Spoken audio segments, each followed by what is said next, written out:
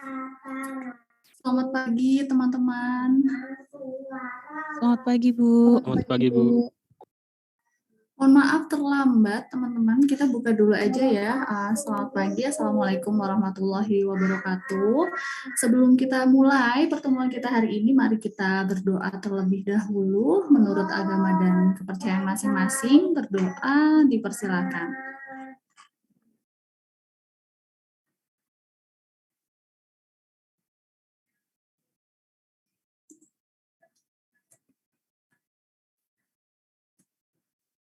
Berdoa selesai.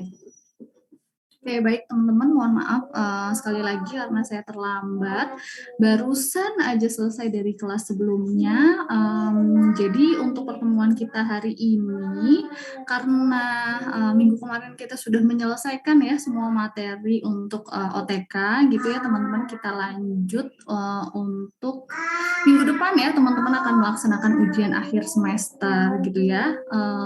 Kalau sekarang nggak, rasanya kalau di kita flashback lagi tuh nggak berasa ya gitu ya, kayak cepet banget gitu, padahal pas awal-awal rasanya dulu kok lama banget gitu ya, satu semester ke depan gitu. Nah, oke, teman-teman, untuk apa ya, untuk mereview lagi materi yang sudah kita pelajari, saya rasa hari ini saya mau minta teman-teman untuk mengerjakan kuis, untuk mengerjakan soal UAS tahun lalu ya teman-teman. Jadi tidak usah dianggap sebagai kuis, tapi silakan teman-teman kerjakan soalnya. Mungkin ada yang sudah mengerjakan mungkin ya, atau sudah selesai gitu ya misalnya. Nah, soalnya ada di teman-teman bisa download di LMS. Saya cantumkan juga di chat room sebentar ya. Mana ya soal? Ya, saya lampirkan, sampaikan di chat room juga. Silakan teman-teman bisa buka soalnya. Jadi ada 3 soal di situ teman-teman ya. Ada 3 soal kasus. Silakan teman-teman kerjakan semuanya, semampunya, sebisanya gitu ya. Ada 3 soal, kemudian waktunya harusnya 90 menit ya, tapi silakan teman-teman kerjakan dalam waktu 60 menit. Makanya tadi saya sampaikan sebisanya, semampunya, semaksimal mungkin gitu ya. Kenapa 60 menit? Biar kita masih punya waktu sedikit untuk membahas jawaban yang sudah teman-teman kerjakan, begitu ya. Jadi silahkan dikerjakan di Excel, silahkan teman-teman buat file Excel untuk mengerjakan tugasnya gitu. Oke, saya sambil share aja soalnya kali ya, biar teman-teman kebayang sebentar.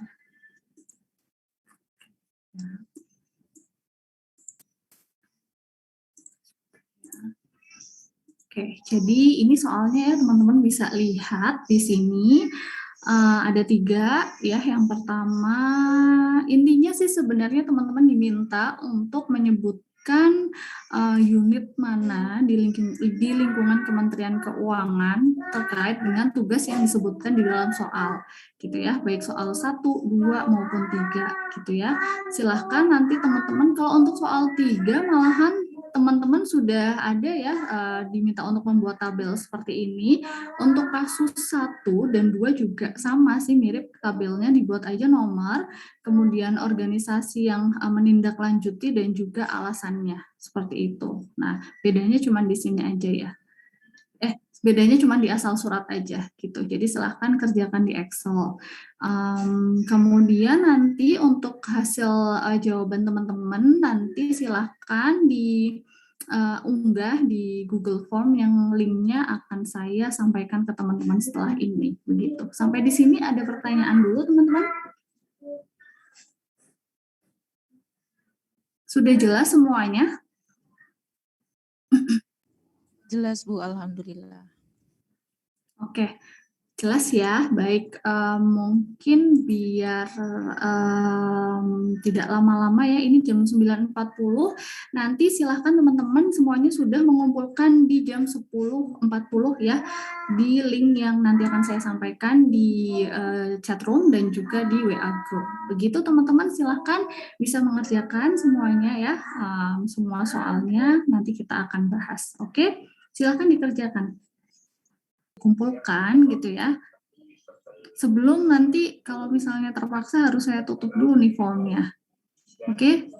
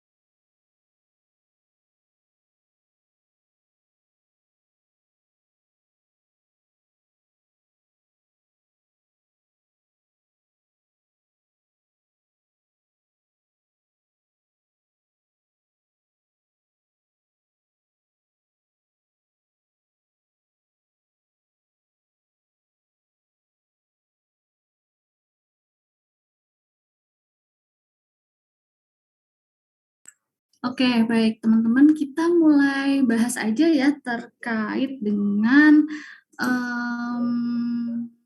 jawaban dari soal UAS tahun lalu yang sudah teman-teman kerjakan. Dari 3 kasus tersebut, kira-kira yang menurut teman-teman paling sulit yang mana biar kita bahas terlebih dahulu? Silakan. Mau dibahas yang mana dulu nih kira-kira? Kasus 1, kasus 2, atau kasus 3? Urut aja, Bu. Iya. Kasus berapa, teman-teman? 1. Kasus 1. Oke deh, baik. Kasus 1 ya. Kita lihat, saya share screen dulu nih. Tunggu.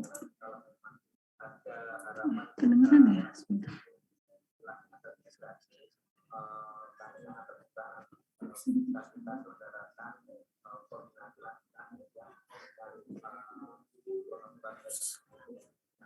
Oke, kita. Nah, oke. Kasus 1 ini terkait dengan inisiatif strategis ya, teman-teman, join program optimalisasi penerimaan. Sebenarnya di kasus ini kita bisa, ini kan teman-teman udah latihan gitu ya, latihan untuk mengerjakan soal UAS gitu. Di sini bisa buka buku dan teman-teman juga bisa buka buku, bisa browsing gitu ya. Jadi saya rasa tidak masalah. Nah, kita lihat dulu di soalnya ya. Di sini dijelaskan terkait dengan joint program optimalisasi penerimaan. Joint program ini adalah salah satu inisiatif strategis di RBTK, begitu ya teman-teman. Dan di studi kasusnya ini, di kasusnya juga sudah disebutkan dasar hukum gitu ya, ada KMK nomor 302 tahun 2019 gitu. Jadi kalau ada seperti itu silahkan teman-teman untuk mencari jawabannya silahkan buka dulu nih KMK nomor 302 tahun 2019 gitu ya. Nah, silakan saya rasa teman-teman sudah baca ya ini terkait apa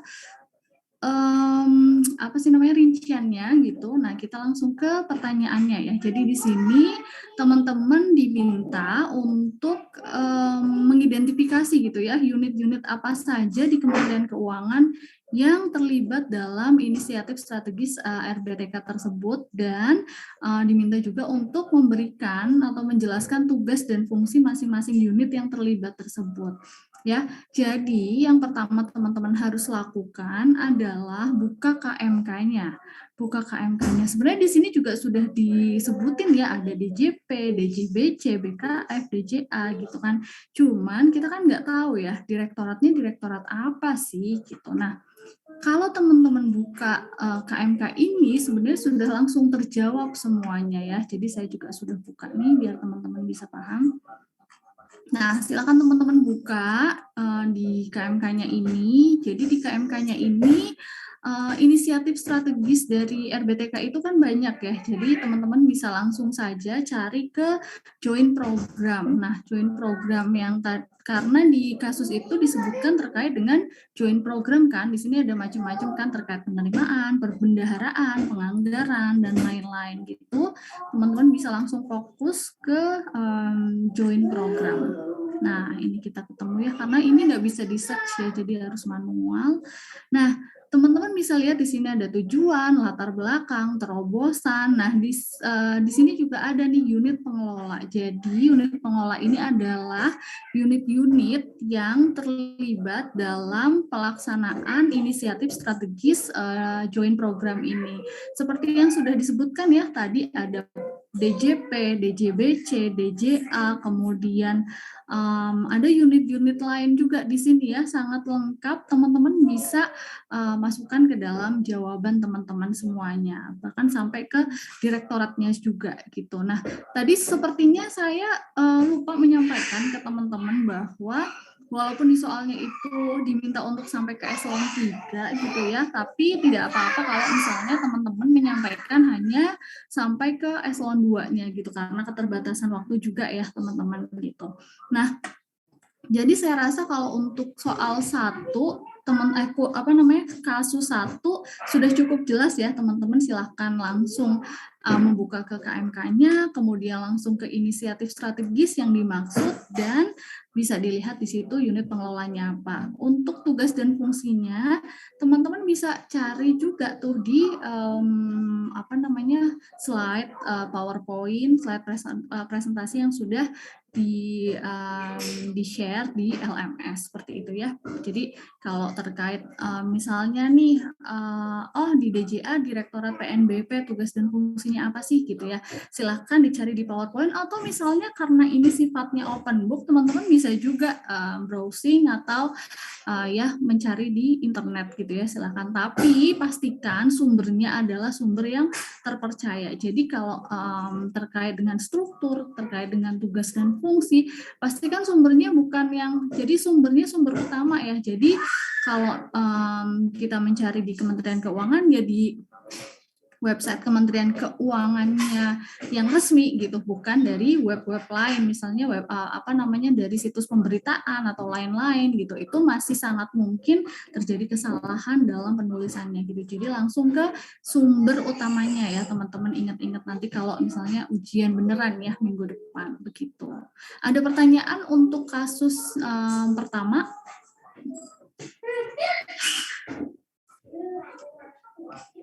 Cukup jelas?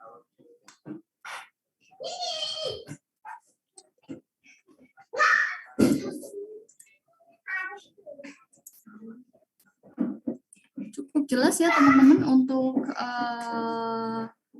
kasus yang pertama. Oh iya, untuk RBTK ini ya teman-teman, untuk inisiatif strategis terkait dengan reformasi birokrasi ini, di tahun ini, tahun 2021 ada aturan yang terbaru. Teman-teman bisa lihat di LMS, ada, ini saya juga udah buka teman-teman, ada KMK nomor 91 tahun 2021 ya, terkait inisiatif strategis dari RBTK. Jadi silahkan nanti terkait dengan aturan dan lain sebagainya, silahkan bisa diupdate gitu ya. Jadi sebenarnya kalau untuk kasus pertama ini tidak ada permasalahan sama sekali karena sumbernya sudah dicantumkan bahkan di kasusnya, seperti itu ya. Kasus nomor berapa lagi teman-teman? Kasus 1 udah clear ya? Sudah? Udah, Bu. Udah, Bu. Oke. Kasus 1 sudah clear, kita ke kasus 2 ya. Di kasus 2 ini kita bisa lihat teman-teman, jadi di sini disebutkan bahwa Direktorat Jenderal Pajak ingin meningkatkan kompetensi para pegawainya ya. Jadi intinya itu. Jadi meningkatkan kompetensinya di bidang apa? Ada A, ada B, ada C gitu ya. Jadi nanti kita diminta untuk menentukan ya unit mana saja yang terkait dengan peningkatan kompetensi tersebut. Yang kasus 2A, kasus 2A kita lihat di sini. Jadi ingin meningkatkan kompetensi ya, standar kompetensi jabatan eselon 3 terkait dengan communication leadership, credible leadership, caring leadership, dan creating opportunity ya. Jadi oke. Menurut teman-teman, untuk peningkatan kompetensi ini kira-kira unit mana saja sih yang perlu digandeng gitu oleh DJP untuk melaksanakan kegiatan ini? Jawaban teman-teman apa? Coba, saya pengen tahu. Ayo open mic aja, nggak apa-apa, nggak usah takut salah. Ini kan bukan UAS. Yuk.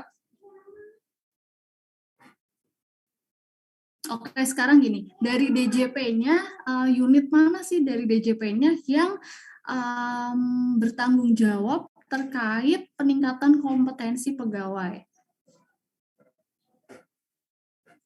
Eselon satunya apa? DJP. DJP.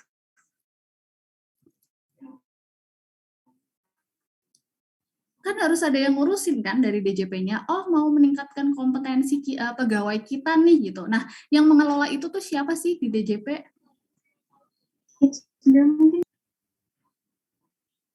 Kenapa? Coba kita baca tugas dan fungsi Kitsda.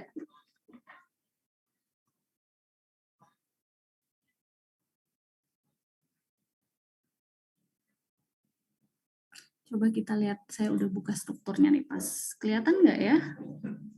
Kitsda, nggak usah buka tugas fungsi, mungkin kita bisa lihat di sini. Mana sih Kitsda?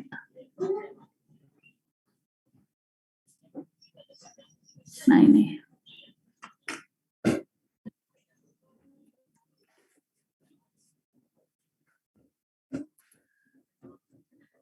Kitsda kepatuhan internal dan transformasi sumber daya aparatur, ya kan? Nah, apakah iya pengembangan pegawainya itu di Kitsda?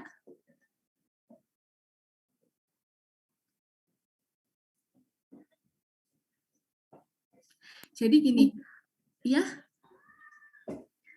Mungkin iya Bu, karena di situ ada transformasi sumber daya aparatur dan terus eselon 3-nya ada yang subdirektorat kompetensi dan pengembangan kapasitas pegawainya. Jadi saya tulis itu tadi.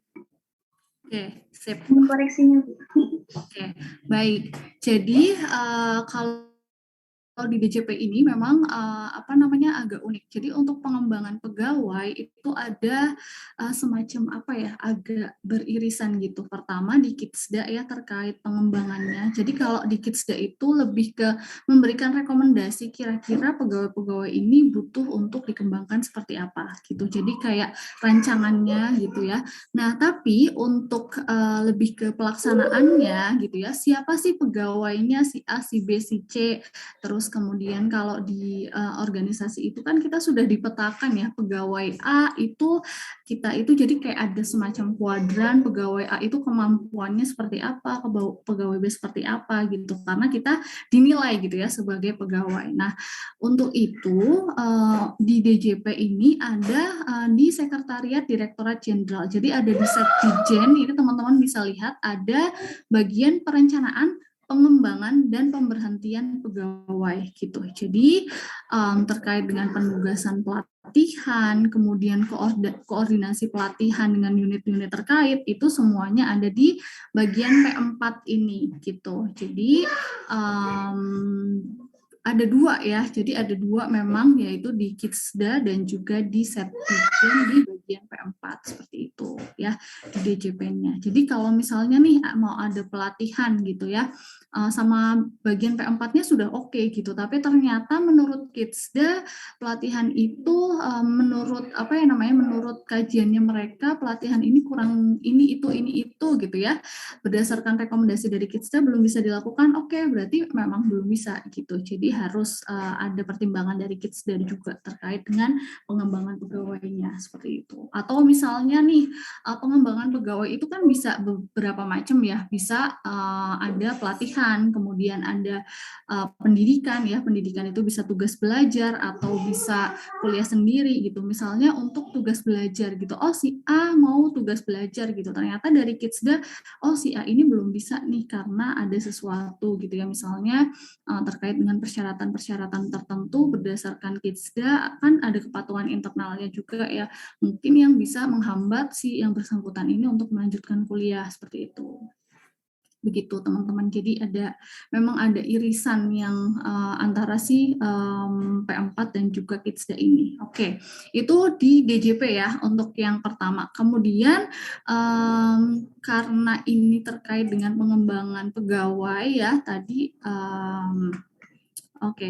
Jadi kira-kira apa sih yang dilakukan untuk peningkatan standar peningkatan kompetensi ini yang bisa dilakukan antara lain ya kan terkait dengan pelatihan gitu ya. Menurut teman-teman ya pelatihan itu kita koordinasinya dengan eselon satunya apa?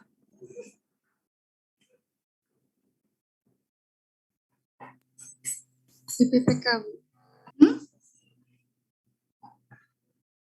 Apa Dinda tadi? Semara yang bilang kayaknya. Oh iya, Semara apa? BPPK ya Bu. Ya, BPPK. Nah, BPPK sendiri ada beberapa pusdiklat gitu ya. Nanti teman-teman silahkan disesuaikan dengan masing-masing fungsi pusdiklatnya ya, tugas dan fungsi pusdiklatnya. Kalau terkait dengan leadership, kepemimpinan gitu, berarti teman-teman nanti bisa sampaikan di sini bahwa DJP bisa berkoordinasi dengan pusdiklat PSDM, pengembangan sumber daya manusia ya, terkait dengan kompetensi tersebut gitu. Jelas ya untuk yang 2A ini, kita lanjut dulu ke 2B. 2B ini terkait dengan masih ya sama ya pelatihan bertujuan untuk memberikan pengetahuan terkait pengelola kinerja ya, terkait dengan pengelola kinerja. Kalau untuk DJP-nya sama ya, DJP-nya sama tadi bagian P4 dan juga Kidsda.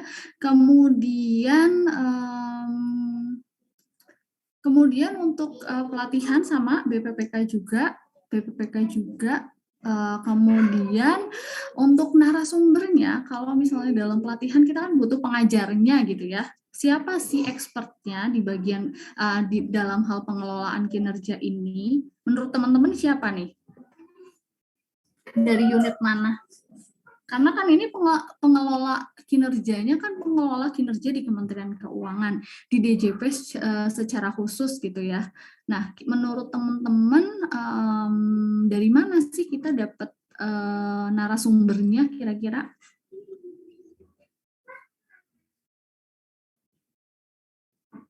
Terkait dengan pengelola kinerja.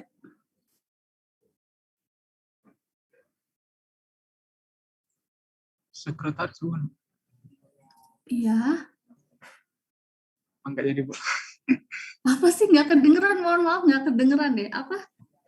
Nggak usah takut salah. Sekretaris Dirjen, Bu. Salah, Bu.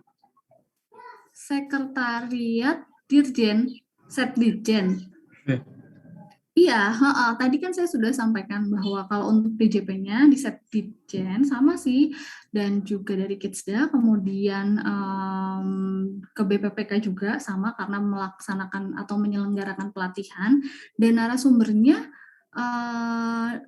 maksudnya narasumbernya dari Setdirjen gitu untuk pengelola kinerja.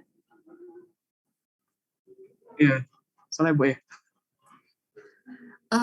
Enggak sih, cuman saya lebih concern kepada gini. Jadi pengelolaan kinerja di Kementerian Keuangan itu kan juga dikelola gitu ya. Yang sekementerian ini gitu ya, itu juga ada pengelolanya gitu. Nah, pengelolanya itu adalah dari Sekretariat Jenderal, teman-teman. Jadi di Sekretariat Jenderal itu, sebentar saya tuh udah buka tadi biar lebih enak.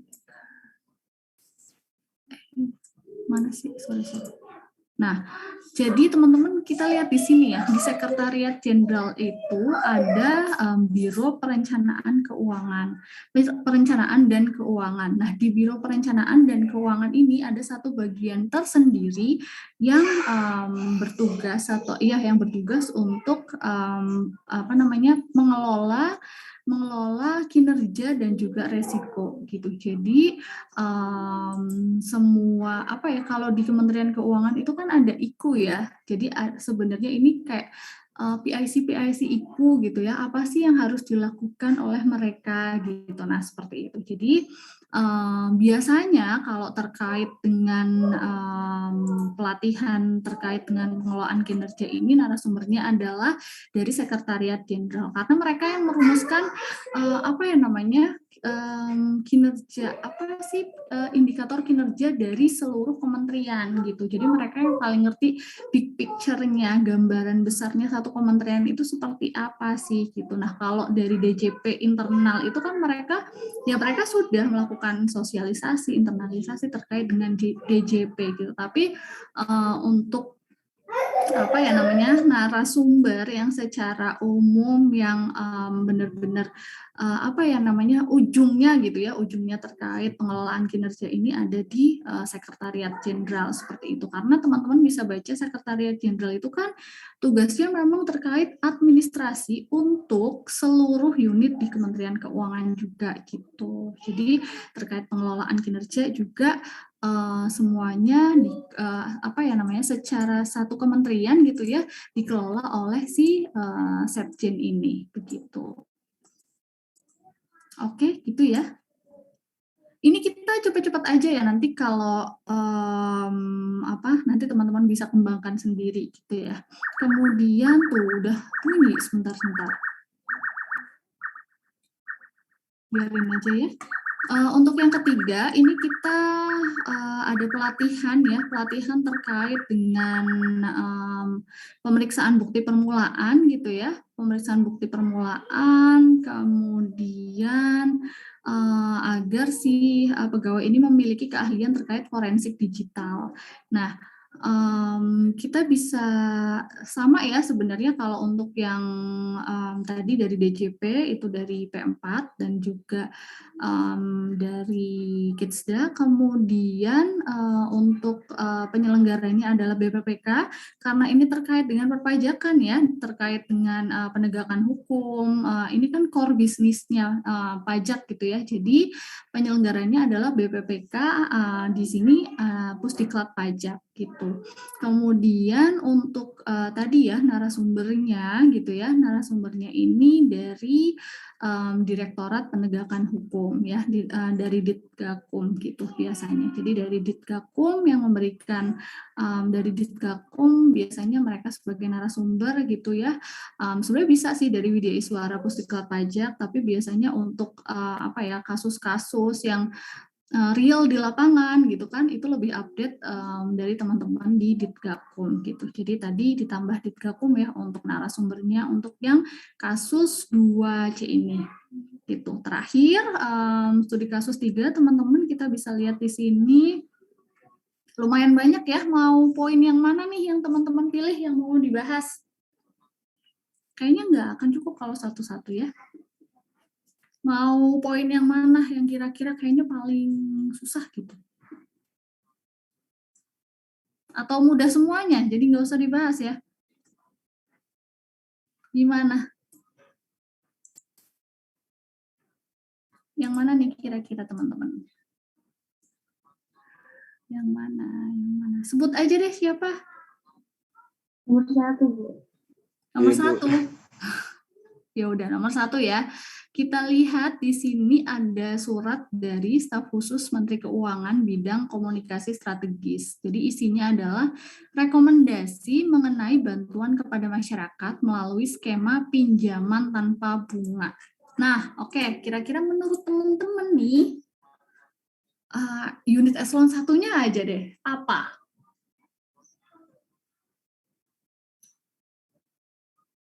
Sebut aja kalau salah ya nggak apa-apa. Jadi gini sebenarnya ya teman-teman, misalnya nih teman-teman jadi Menteri Keuangan, kemudian disposisi, terus salah kan ya udah aja gitu kan. Nah, sebenarnya asalkan teman-teman memberikan alasan yang jelas, ini loh tugasnya tuh masih nyerempet-nyerempet gitu misalnya, ya nggak masalah dong gitu. Silahkan diperkuat di alasan teman-teman aja gitu, coba deh.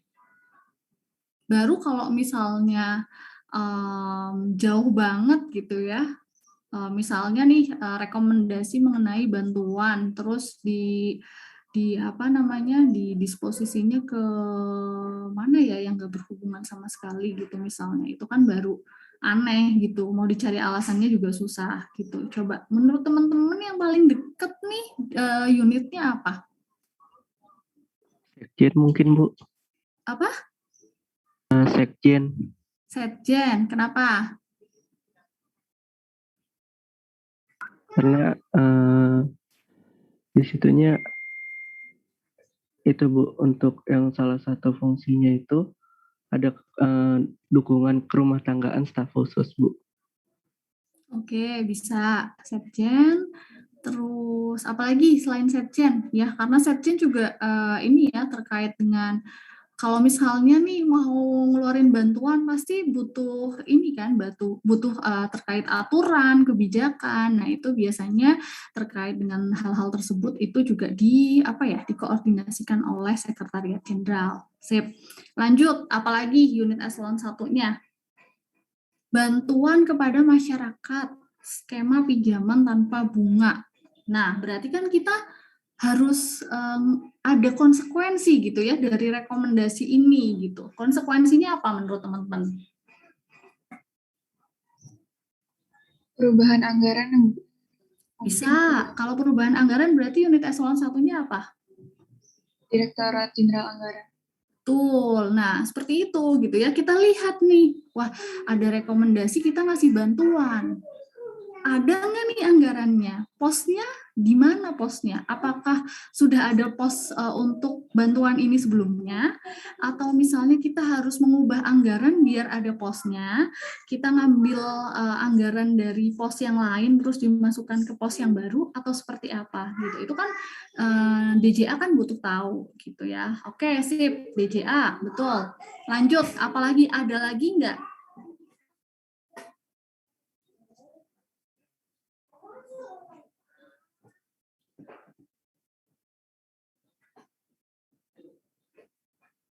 Ada lagi nggak?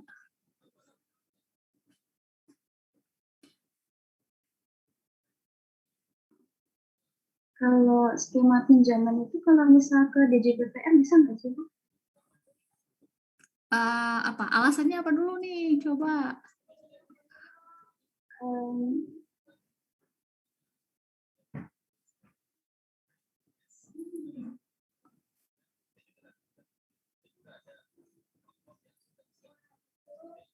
Kalau surat utang negara itu malah negara yang utang ya Bu malahan, kebalik ya? Iya, heeh. Oh iya, kebalik.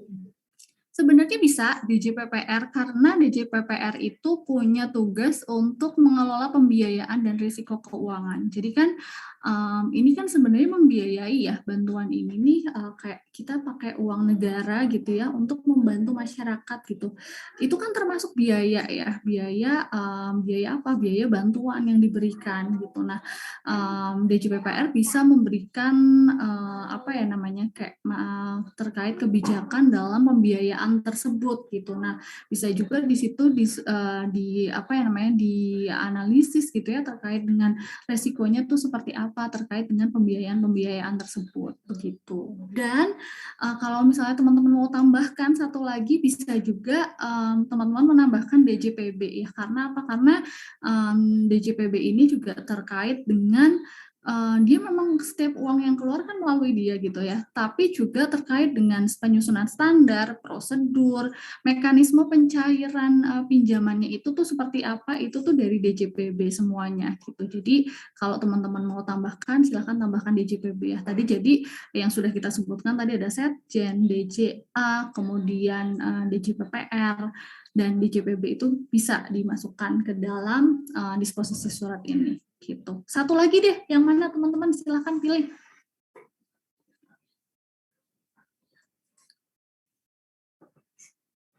Atau sudah cukup? Satu lagi ya, mana kira-kira menurut teman-teman?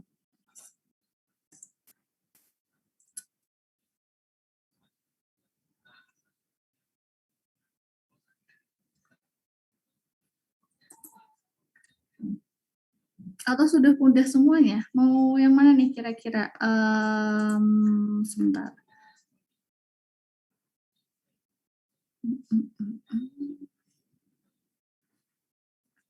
Yang dari Bank Indonesia deh, coba. Dari Bank Indonesia suratnya, kemudian ini adalah undangan ya, undangan untuk membahas terkait dengan kenaikan utang luar negeri Indonesia dan juga realisasi pembelian surat utang negara. Siapa nih kira-kira teman-teman? DJPPR Bu. Ya, DJPPR, betul. Tadi sudah disebutkan ya, Dinda ya. Jadi terkait apalagi ini terkait utang gitu ya, terkait ini. Jadi DJPPR nih. Oke. Terus selain DJPPR, mana lagi nih? Ada nggak unit yang lain yang perlu diikutkan dalam rapat tersebut?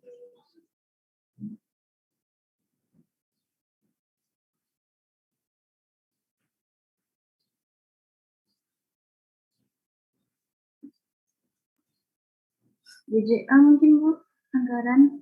DJA, bisa DJA ya, karena terkait dengan anggaran gitu ya. DJA itu emang kemana-mana banget ya, karena ibaratnya tuh kita punya catatan keuangannya tuh di DJA gitu ya. Oke, DJA, ada lagi nggak teman-teman?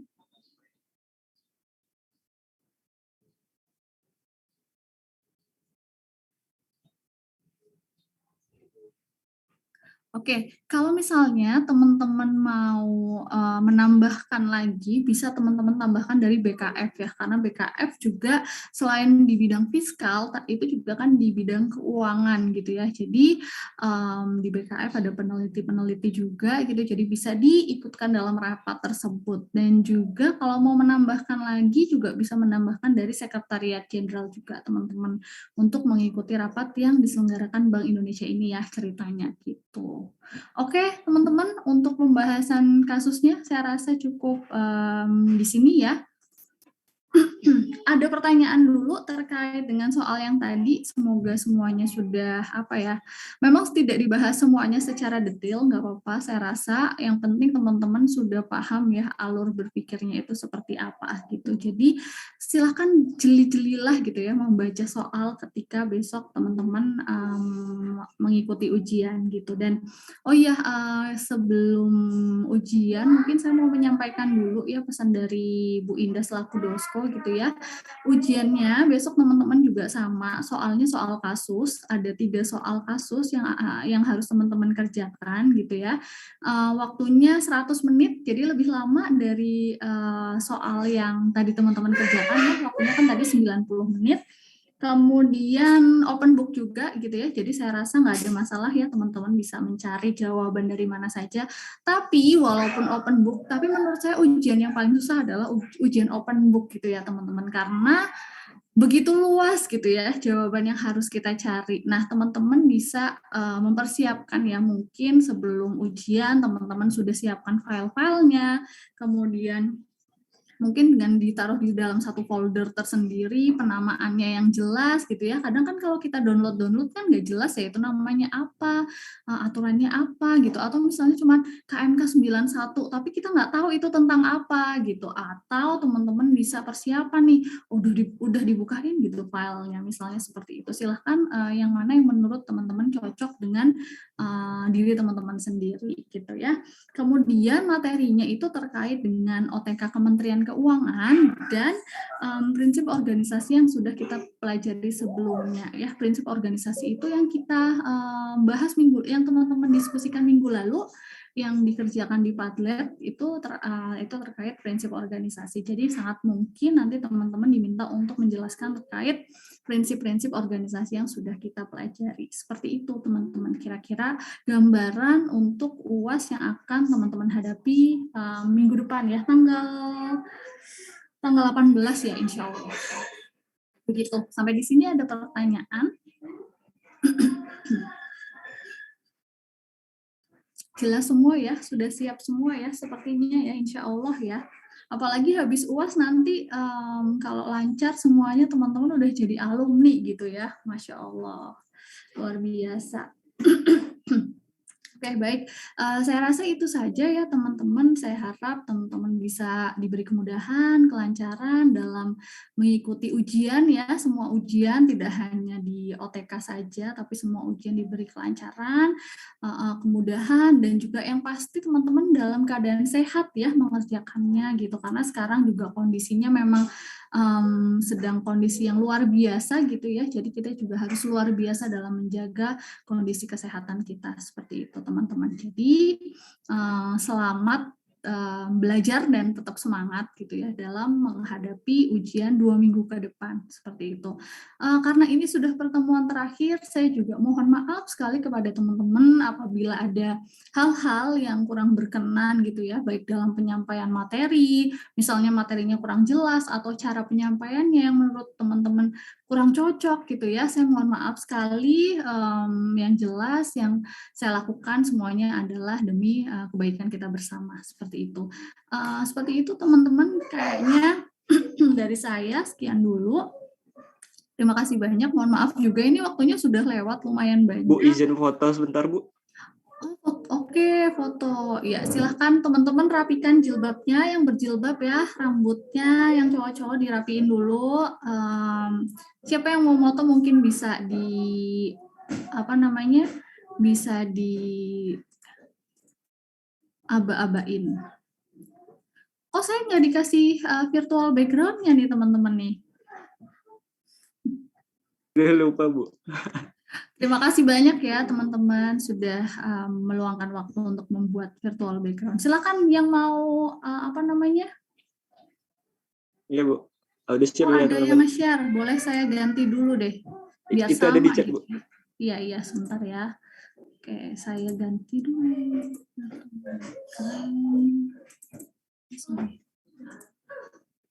Image.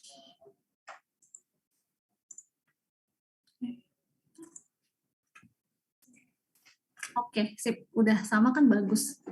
Sip. Silakan dimulai. Nah, siap ya, Bu, teman-teman. 1, 2, 3. Sekali lagi, Bu. 1, 2, 3.